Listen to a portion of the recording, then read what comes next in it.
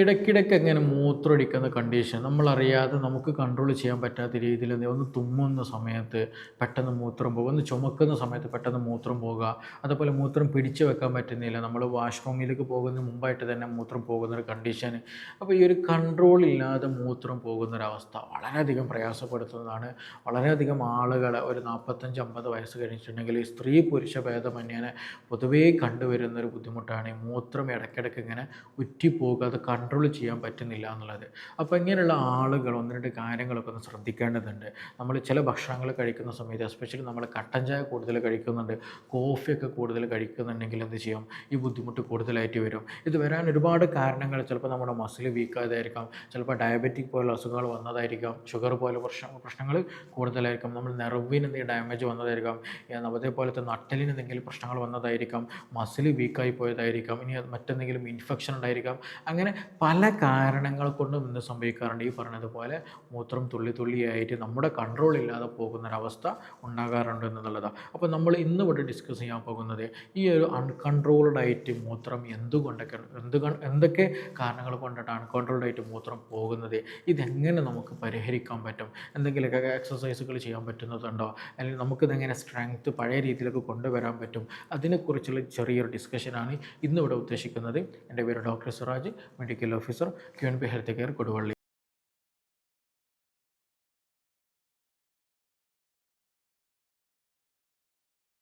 പലപ്പോഴും ഒരു 40-45 വയസ്സ് കഴിഞ്ഞാൽ സ്ത്രീ പുരുഷ ഭേദമന്യേന മിക്ക ആളുകളും പറയാൻ പ്രയാസപ്പെടുന്നതും എന്നാൽ അവർ കൂടുതൽ പേര് അനുഭവിക്കുന്നതുമായിട്ടുള്ള ബുദ്ധിമുട്ടാണ് ഈ പറഞ്ഞിട്ടുള്ള കൺട്രോൾഡ് അല്ലാതെ യൂറിൻ പോകുക എന്നുള്ളത്. അത് ചിലപ്പോൾ ഒന്നാകെ പോകണം എന്നൊന്നുമില്ല. നമ്മൾ മൂത്രമൊഴിച്ച് കഴിഞ്ഞാൽ എണീക്കുന്ന സമയത്ത് ഒന്നിങ്ങനെ ജസ്റ്റ് ചുമച്ചാൽ മതിയായിരിക്കും, അപ്പോഴേക്കും എന്ത് ചെയ്യും, മൂത്രം വീണ്ടും തുള്ളിയായി പോകും, നമ്മുടെ ഡ്രസ്സിലാകും, ആകെ പ്രശ്നമായിരിക്കും. നമുക്കൊരു സദസ്സിൽ പോകാൻ അല്ലെങ്കിൽ പള്ളിയിൽ പോയാൽ നിസ്കരിക്കാൻ ഇങ്ങനത്തെ ബുദ്ധിമുട്ടുകളൊക്കെ വളരെയധികം ഉണ്ടായിരിക്കും. ചില ആളുകളൊക്കെ എന്ത് ചെയ്യുമെന്ന് വെച്ചിട്ടുണ്ടെങ്കിൽ അതിൻ്റെ നമ്മുടെ ഇന്നർ വെയറിൽ എന്ത് ചെയ്യും, എന്തെങ്കിലും തുണിയോ അല്ലെങ്കിൽ എന്തെങ്കിലും വെക്കാറുണ്ട്. കാരണം ഈ എക്സ്ട്രാ വരുന്ന യൂറിൻ അതിലായിട്ടുണ്ടെങ്കിൽ ആ തുണി കഴുകിയാൽ അത് ഒഴിവാക്കിയാൽ മതിയല്ലോ എന്നുള്ള ഒരു പ്രശ്നം, അല്ലെങ്കിൽ അങ്ങനെ ഒരു ട്രീറ്റ്മെൻറ്റ്, അങ്ങനെ ഒരു മെത്തേഡ് ഫോളോ ചെയ്യുന്ന പല ആളുകളുണ്ട് എന്നുള്ളത് തന്നെയാണ്. അപ്പോൾ നമ്മൾ ആദ്യം മനസ്സിലാക്കേണ്ടത് ഇത് ഒരു അസുഖം തന്നെയാണ്. ഇതിന് കൃത്യമായിട്ടുള്ള ട്രീറ്റ്മെൻറ്റ് അവൈലബിൾ ആണ്. ആ കൃത്യമായിട്ടുള്ള കാര്യങ്ങൾ നമ്മൾ ചെയ്ത് കഴിഞ്ഞാൽ നല്ല മാറ്റം നമുക്ക് കൊണ്ടുവരാൻ പറ്റും എന്നുള്ളതാണ്. അപ്പോൾ ഇതിൻ്റെ ഒരു ലക്ഷണങ്ങൾ എന്ന് പറയുന്നത് ഞാൻ നേരത്തെ പറഞ്ഞതുപോലെ നമുക്ക് മൂത്രം പിടിച്ചു വെക്കാൻ പറ്റില്ല, പെട്ടെന്ന് മൂത്രം പോകുന്നൊരു കണ്ടീഷൻ വരും എന്നുള്ളതാണ്. നമുക്ക് ബാത്റൂമിലേക്ക് ഒന്നിന് പോകുമ്പോൾ മൂത്രം പോകുക, അതേപോലെ ഒന്ന് തുമ്മുന്ന സമയത്ത് ഒന്ന് ചുമക്കുന്ന സമയത്ത് ഇതേ പറ്റുന്നില്ല, മൂത്രം പോകുന്ന കണ്ടീഷൻ കൺട്രോൾ ചെയ്യാൻ പറ്റില്ല എന്നുള്ളതാണ്. പിന്നെ അതേപോലെ തന്നെയാണ് മൂത്രം ഒഴിച്ച് കഴിഞ്ഞാലും അവിടെ ബാക്കിയുള്ളതുപോലെ ഫീൽ ചെയ്യുക, അതായത് മൂത്ര സഞ്ചിയിൽ ഇനിയും ഉണ്ടല്ലോ എന്നുള്ള ഒരു ഫീലിംഗ് വലിയ തോതിൽ വരിക. അതുപോലെ മൂത്രം പണ്ടത്തെ പോലെ സ്പീഡ് കിട്ടുന്നില്ല എന്നുള്ളൊരു കണ്ടീഷൻ. അതായത് നമ്മൾ ചെടി നനയ്ക്കുമ്പോൾ ഹോസ് ഉണ്ടല്ലോ അല്ലേ, അപ്പോൾ അതിങ്ങനെ പ്രസ് ചെയ്താൽ എങ്ങനെ ഉണ്ടായിരിക്കും, നല്ല തെറിച്ചു പോകും, പക്ഷേ സ്പീഡ് ഉണ്ടായിരിക്കില്ല. അങ്ങനെ ഒരു കണ്ടീഷൻ, മൂത്ര സ്പീഡിൽ മുമ്പത്തേക്കാൾ കുറച്ച് സ്പീഡ് കുറഞ്ഞു പോകുന്ന അവസ്ഥ വരിക. അതുപോലെ ചില ആളുകൾക്ക് മൂത്രത്തിൽ ബ്ലഡിൻ്റെ അംശങ്ങൾ കാണപ്പെടാൻ കഴിയും, അതായത് നല്ല ഡാർക്ക് കളറ് വരും, അല്ലെങ്കിൽ നല്ല ക്ലൗഡി കളറ് വരും, അതായത് കഞ്ഞിവെള്ളം പോലെയുള്ള ഒരു തരത്തിൽ മൂത്രത്തിൽ വരുന്ന അവസ്ഥ വരിക. അതേപോലെ അടിവയറ്റിൽ നല്ല വേദന വരിക, മൂത്രത്തിൽ ഇൻഫെക്ഷൻ വന്നിട്ട് പനിയും വയറുവേദനയും ഛർദി പോലെയുള്ള പ്രയാസങ്ങൾ, ഇങ്ങനെ പലതരത്തിലുള്ള രോഗലക്ഷണങ്ങൾ ഇതുമായി ബന്ധപ്പെട്ടിട്ട് ഉണ്ടാകാറുണ്ട് എന്നുള്ളത് തന്നെയാണ്. അപ്പോൾ ഇനി ഇത് എന്തുകൊണ്ടാണ് ഇങ്ങനെ മൂത്രം തുള്ളി പോകാൻ ചോദിക്കുകയാണെന്നുണ്ടെങ്കിൽ അതിന് ഒരുപാട് കാരണങ്ങളുണ്ട്. ഒന്ന്, നമ്മുടെ മസിലുകൾ നല്ല രീതിയിൽ വീക്കാവുക എന്നുള്ളതാണ്. നമ്മുടെ ആ ഒരു പെൽവിക് ഫ്ലോറിൽ എന്ന് പറയുന്നൊരു മസിലുണ്ട്, അവിടെ മസിലുകൾ നല്ലോണം വീക്കായി കഴിഞ്ഞാൽ നല്ല രൂപത്തിൽ പ്രയാസങ്ങളുണ്ടാകും. നമുക്കറിയാം, സ്ത്രീകളൊക്കെ ആണെന്നുണ്ടെങ്കിൽ എസ്പെഷ്യലി മെൻസസ് ഒക്കെ നിന്ന് കഴിഞ്ഞിട്ടുണ്ടെങ്കിൽ ഈ ഗർഭപാത്രം ഇറങ്ങി വരുന്നൊരു കണ്ടീഷൻ ഉണ്ടാകാറുണ്ട്. അപ്പോൾ ഗർഭപാത്രം താഴോട്ട് വരുന്ന കണ്ടീഷൻ വരാൻ കാരണം എന്താണ്, അവിടെ ഉണ്ടാകുന്ന മസിൽ വീക്കായിട്ട് വരുന്ന സമയത്ത് എന്ത് ചെയ്യും, ഉള്ളിലുള്ള സാധനങ്ങൾ താഴോട്ട് വരെ ഉള്ള ടെൻഡൻസി ഉണ്ടായിരിക്കും. അപ്പോൾ അങ്ങനെ ഗർഭപാത്രമൊക്കെ ഇറങ്ങി വരുന്ന കണ്ടീഷൻ വന്നു കഴിഞ്ഞാലും ഈ പറഞ്ഞതുപോലെ ഇടയ്ക്കിടയ്ക്ക് മൂത്രമൊഴിക്കാനുള്ള ടെൻഡൻസി വരിക, മൂത്രം പിടിച്ചു വെക്കാൻ പറ്റാത്ത അവസ്ഥ നല്ല രീതിയിലുണ്ടായിരിക്കും, ഇടയ്ക്കിടയ്ക്ക് ടോയ്ലറ്റിൽ പോകേണ്ട ബുദ്ധിമുട്ടൊക്കെ ഉണ്ടാകും എന്നുള്ളതാണ്. അപ്പോൾ പെൽവിക് ഫ്ലോറിൽ നല്ല രീതിയിൽ മസിൽ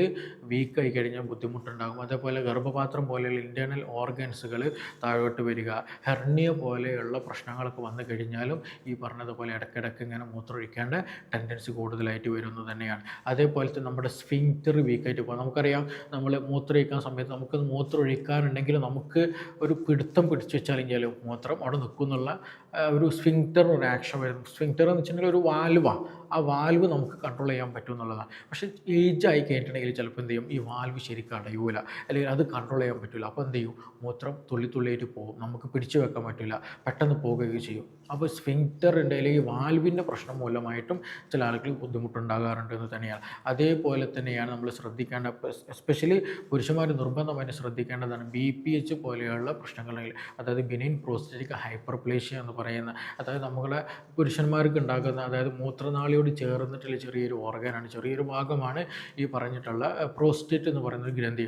അപ്പോൾ ഈ ഗ്രന്ഥിക്ക് വീക്കം സംഭവിക്കുക, ചിലപ്പോൾ ക്യാൻസറസ് ആയിരിക്കാം, ചിലപ്പോൾ നോർമൽ ഉണ്ടാകുന്ന ഒരു ഗ്രോത്ത് ആയിരിക്കാം, ഹൈപ്പർപ്ലേഷ്യ ആയിരിക്കാം. അപ്പോൾ അതുമൂലം ഈ പറഞ്ഞതുപോലെ എന്ത് ചെയ്യും, മൂത്രം ശരിക്കും പോകില്ല, മൂത്രത്തിൽ ഇൻഫെക്ഷൻ ഇടയ്ക്കിടയ്ക്ക് വരിക, ബ്ലഡിൻ്റെ പ്രസൻസ് വരിക, മൂത്രം തെറിച്ചു പോകുന്ന അവസ്ഥ വരിക, മൂത്രത്തിൻ്റെ ഫ്ലോ കുറയുക, ഇങ്ങനെയുള്ള പലപ്പോഴും പ്രശ്നങ്ങൾ കാണാറുണ്ട്. അപ്പോൾ BPH പോലെ ബുദ്ധിമുട്ടുണ്ടെങ്കിൽ, ബിനൈൻ പ്രോസ്റ്റേറ്റിക് ഹൈപ്പർപ്ലേഷ്യ, നമുക്കത് സ്കാൻ ചെയ്താലൊക്കെ എന്തെങ്കിലും പെട്ടെന്ന് പിടുത്തം കിട്ടുകയും ചെയ്യും, പെട്ടെന്ന് മനസ്സിലാക്കാൻ പറ്റും. അപ്പോൾ അതുകൊണ്ട് തന്നെ ഈ പ്രശ്നമുള്ള ആളുകൾക്കും ഈ പറഞ്ഞതുപോലെ മൂത്രത്തിൻ്റെ ഫ്ലോയിൽ നല്ല മാറ്റം ഉണ്ടാകും, ഇടയ്ക്കിടയ്ക്ക് മൂത്രം ഒഴിക്കേണ്ട ടെൻഡൻസി വരും എന്നുള്ളതാണ്. അതേപോലെ തന്നെ ബ്ലാഡറിൻ്റെ നെക്കിൽ ഈ പറഞ്ഞതുപോലെ എന്തെങ്കിലും ബുദ്ധിമുട്ടുണ്ട്, അത് പ്രോപ്പറായിട്ട് വർക്ക് ചെയ്യുന്നില്ല എന്നുണ്ടെങ്കിലും ഈ പറഞ്ഞതുപോലെ ഇടയ്ക്കിടയ്ക്ക് മൂത്രമൊഴിക്കേണ്ടി വരും. ഇനി ഇതൊന്നും അല്ലാതെ എന്ത് വരാറുണ്ട്, ഈ നമ്മുടെ നട്ടലിന് എന്തെങ്കിലും ഇഞ്ചുറി സംഭവിക്കാം, നട്ടലിന് എന്തെങ്കിലും പ്രശ്നങ്ങൾ വന്നിട്ട് നാടികൾക്ക് എന്തെങ്കിലും ബുദ്ധിമുട്ട് വന്നാൽ ചിലപ്പോൾ നമുക്ക് എന്ത് ചെയ്യാൻ പറ്റില്ല, നമുക്ക് സമയത്ത് കൺട്രോളിങ് കിട്ടില്ല, നമുക്ക് കൺട്രോൾ ചെയ്യാൻ പറ്റില്ല, നാടികൾ വീക്കായി പോയിട്ടുണ്ടാകും. അതേപോലെ തന്നെ ഷുഗർ കൂടുതലായിട്ട് ബാധിച്ച് കഴിഞ്ഞിട്ട് നാടികൾക്കൊക്കെ വീക്ക്നെസ് വന്നു കഴിഞ്ഞാൽ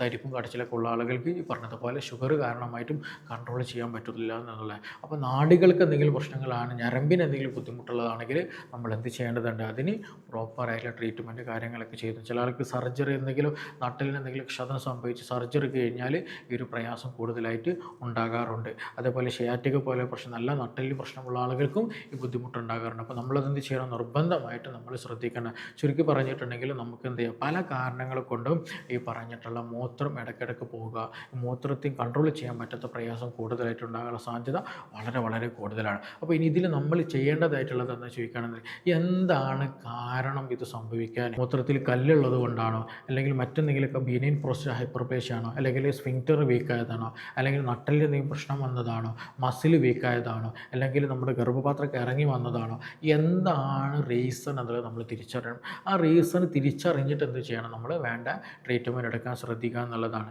ഈ ഒരു ബുദ്ധിമുട്ടുണ്ടായി ഇടയ്ക്കിടയ്ക്ക് മൂത്രമൊഴിക്കുക എന്നുള്ളത്, അതൊരുപാട് പ്രയാസങ്ങളിൽ ഉണ്ടാകും. ഇപ്പോൾ സിമ്പിളായിട്ട് പറയുകയാണെങ്കിൽ, മൂത്രത്തിൽ പഴുപ്പുണ്ടെങ്കിൽ എന്ത് സംഭവിക്കും, ഇടയ്ക്കിടയ്ക്ക് മൂത്രമൊഴിക്കേണ്ട ടെൻഡൻസി അല്ലെങ്കിൽ കൺട്രോൾ ചെയ്യാൻ പറ്റാത്ത ടെൻഡൻസി വരും. അതേപോലെ തന്നെ മൂത്രത്തിൽ കല്ലുണ്ടെങ്കിലും ഈ പ്രയാസം നല്ല രൂപത്തിൽ ഉണ്ടാകാറുണ്ട്. അതുപോലെ BPH വന്നു കഴിഞ്ഞാലും ഈ പ്രയാസം കൂടുതലായിട്ട് ഉണ്ടാകാറുണ്ട്. അങ്ങനെ പല അവസ്ഥകളിലും ഈ പ്രയാസം മൂത്രം കൺട്രോൾ ചെയ്യാൻ പറ്റാത്ത അവസ്ഥകൾ, ബുദ്ധിമുട്ട് ഉണ്ടാകാറുണ്ട്. അപ്പോൾ ഇത് എന്തുകൊണ്ടാണ് നമുക്ക് സംഭവിച്ചു എന്നുള്ളത് നമ്മൾ നിർബന്ധമായിട്ടും അറിയണം.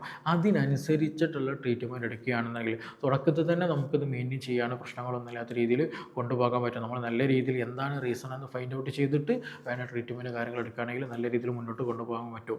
ഇതിൽ നമ്മൾ പിന്നെ ശ്രദ്ധിക്കേണ്ടത്, ഭക്ഷണത്തിൽ കുറച്ച് കാര്യങ്ങൾ ശ്രദ്ധിക്കുക. എസ്പെഷ്യലി കഫീന് പോലെയുള്ള കാപ്പിയും ചായയൊക്കെ എന്ത് ചെയ്യുന്നു, കുറയ്ക്കുക എന്നുള്ളത്. കാരണം ഇതിൽ ഈ ഒരു കഫീൻ്റെ പ്രസൻസ് കാരണമായിട്ട് എന്ത് ചെയ്യും, പലപ്പോഴും ഇത് മൂത്രം കൂടുതൽ പോകാനുള്ള ടെൻഡൻസി കൂടുതൽ കൂട്ടുന്നുള്ളതാണ്. അപ്പോൾ നമ്മൾ അമിതമായിട്ട് ചായ കുടിക്കുന്ന, കാപ്പി കുടിക്കുന്ന ശീലങ്ങളുണ്ടെങ്കിൽ അത് പൂർണ്ണമായിട്ട് ഒഴിവാക്കുക. സ്മോക്കിംഗ് പോലെയുള്ള ഹാബിറ്റ്സ് ഒക്കെ ഉണ്ടെങ്കിൽ അത് പൂർണ്ണമായിട്ട് നമ്മൾ ഒഴിവാക്കാൻ ശ്രദ്ധിക്കുക എന്നുള്ളത് തന്നെയാണ്. അതേപോലെ തന്നെ നമ്മൾ അമിതമായിട്ട് വെള്ളം കുടിക്കുന്ന ശീലം ഒഴിവാക്കണം. എസ്പെഷ്യലി രാത്രി സമയത്ത് കൂടുതൽ വെള്ളം കുടിച്ച് കിടക്കുന്ന ശീലം ഉണ്ടെങ്കിൽ അത് ഒഴിവാക്കണം. ഇല്ലാന്ന് ഈ രാത്രി നമ്മളറിയാതെ മൂത്രം ബെഡിൽ പോകേണ്ട അവസ്ഥ വരും, നൊക്ടേണൽ യൂറിനേഷൻ കൂടുതലായിട്ടുണ്ടാകും. അപ്പോൾ അത് നമ്മൾ ശ്രദ്ധിക്കുക എന്നുള്ളതാണ്. അതേപോലെ നമ്മൾ എക്സസൈസ് നല്ലോണം ചെയ്യുക. കീഗൽ എക്സസൈസ് എന്ന് പറയുന്ന ഒരു എക്സസൈസാണ്, നമുക്ക് യൂട്യൂബിലൊക്കെ അടിച്ചാൽ കിട്ടുന്നതാണ്, സെർച്ച് ചെയ്താൽ കിട്ടുന്നതാണ്. അതായത് നമ്മുടെ ഒരു പെൽവിക് ഫ്ലോറിൽ ഉണ്ടാകുന്ന മസിൽ സ്ട്രെങ്ത് കൂട്ടാൻ ഹെൽപ്പ് ചെയ്യുന്നതാണ്, അവിടെ സർക്കുലേഷൻ കൂട്ടാനൊക്കെ നമുക്ക് നന്നായിട്ട് ഹെൽപ്പ് ചെയ്യുന്നതാണ്. അപ്പോൾ ആ മസിൽ സ്ട്രെങ്ത് കൂട്ടിക്കഴിഞ്ഞാൽ ഒരു പരിധി വരെയൊക്കെ നമുക്ക് എന്ത് ചെയ്യാം, പ്രശ്നങ്ങൾ കുറയ്ക്കാൻ പറ്റുന്നത് തന്നെയാണ്. അതുപോലെ നട്ടലിന് എന്തെങ്കിലും പ്രശ്നങ്ങളുണ്ട്, നാടുകൾക്ക് എന്തെങ്കിലും പ്രശ്നമുണ്ടെങ്കിൽ അതിന് നമ്മൾ പ്രോപ്പറായിട്ടുള്ള ട്രീറ്റ്മെൻറ്റ് കാര്യങ്ങൾ നമ്മൾ ചെയ്യേണ്ടതുണ്ട്. അതേപോലെ തന്നെ അമിതമായിട്ടുള്ള വാട്ടറി കണ്ടൻ്റ് ആയിട്ടുള്ള ഭക്ഷണങ്ങൾ രാത്രി സമയത്ത് നമ്മൾ കഴിക്കുന്ന ശീലം അത് പരമാവധി നമ്മൾ എന്ത് ചെയ്യുക, ഒഴിവാക്കുക. അതേപോലെ തന്നെ തണുത്ത വെള്ളം കൂടുതൽ കഴിക്കുന്ന ശീലം ഒഴിവാക്കുക.